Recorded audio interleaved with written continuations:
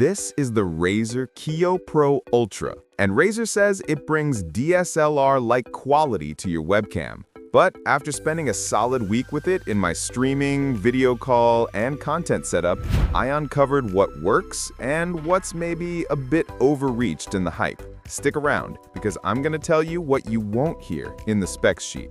Product overview. Alright, so what's the Kiyo Pro Ultra? It's Razer's top-tier webcam.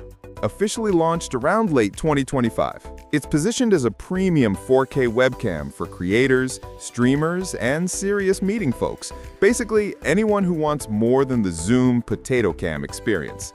Its key pitch, a large sensor, wide aperture, and image control, so your face looks cinematic even in tricky lighting. More concretely, it supports 4K at 30 FPS, plus 1440p at 30 FPS, and 1080p up to 60 FPS. Razer markets it as a pro-tier webcam that aims to cross over into almost DSLR territory. Because of that, the cost is not cheap. Expect a price tag in the $300 ballpark. Performance. So, specs are one thing, but how does the Kiyo Pro Ultra actually feel day to day? For me, it's been one of the more polished webcam experiences I've tried, but with caveats. In clean, well-lit environments, it looks fantastic. The detail is crisp, colors are rich without being overcooked, and skin tones stay natural. PC World even said it holds up to its claims of delivering close to DSLR quality. TechRadar also praises the low-light handling thanks to that big sensor and f1.7 lens combo. In my test room, where ambient lighting was dim and lamps were warm, it still pulled in usable image with mild noise, but nothing washed out or muddy. Where things get trickier is autofocus. Wired mentions jarring autofocus is still a weakness. I noticed slight hunting when I leaned back or reached for coffee. Sometimes it refocused with a small but noticeable stutter. For streaming, where you mostly stay in frame, that's not a deal breaker. But for more movement-heavy content, it can be annoying. Another thing, it's capped at 30 FPS in 4K. So if you're hoping for buttery smooth 4K 60 FPS, you won't get it here.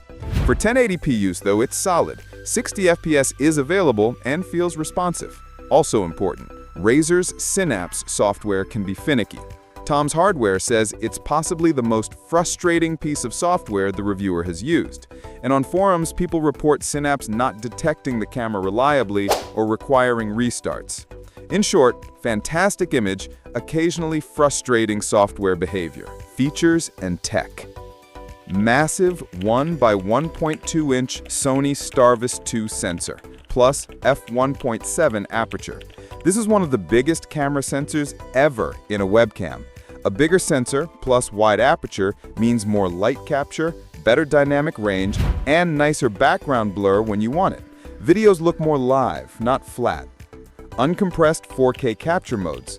Unlike many webcams that compress hard to hit bandwidth targets, the Kiyo Pro Ultra can record in uncompressed or lightly compressed modes, which gives you cleaner, higher fidelity input, great for editing, high-end streaming, or creative workflows.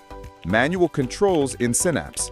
You have access to ISO, shutter speed, brightness, white balance, digital pan and zoom, and exposure compensation. That gives you creative flexibility to dial in exactly what your scene needs, so you're not at the mercy of auto everything. Built-in privacy shutter and lens cover. I really appreciate this. The lens has a physical iris-style shutter, and you also get a snap-on lens cap. It's a comfort thing. You know your camera is off, not just software closed. Omnidirectional mic. It comes with a built-in microphone that works decently, but it's not high-end. TechRadar suggests for streaming or serious content capture, use a dedicated mic. Still, for meetings or casual video, it holds up. Design and build. In terms of look and feel, this thing resembles a large lens more than a webcam. The lens barrel is glass surrounded by a focus ring style housing and a movable shutter mechanism. It's not exactly light. TechRadar notes it's about 348 grams without lens cover. On a desktop monitor, it's stable. On a laptop screen though, it tends to pull the hinge down unless you're careful with the angle.